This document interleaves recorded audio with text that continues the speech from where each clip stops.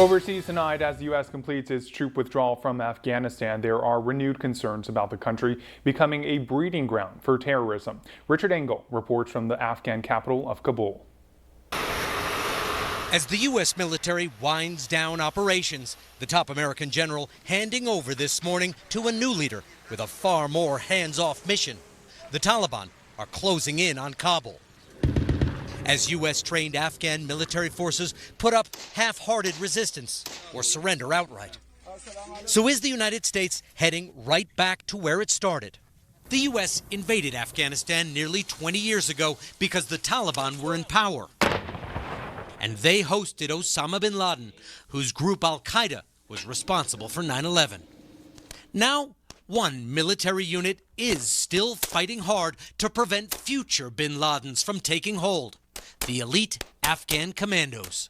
I recently saw them in action, attacking a Taliban safe house. What about foreign fighters, extremists, terrorists? We understand that they are starting to come back in once again. These people who are coming to create troubles and problems for the world, for the future, as they did in 9/11.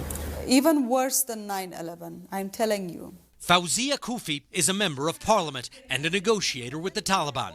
Extremists tried to assassinate her twice. You have been in war, and in war people don't distribute sweets. They kill each other.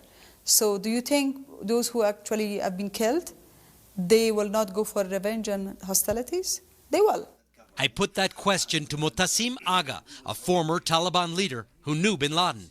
Will Afghanistan once again become a base for international terrorist attacks? The Taliban signed a peace deal with the United States, and a main point is that the Taliban will not allow any terrorist groups to operate in Afghanistan, he says, adding there will be more guarantees once the Taliban are in power. The former Taliban commander, who still maintains close ties to the group, said once the Taliban take over, it will be up to the group to keep ISIS and Al-Qaeda and other extremists, as he called them, terrorists, out of the country. And he wants the United States militarily to help the Taliban do it. Richard Engel, NBC News, Kabul.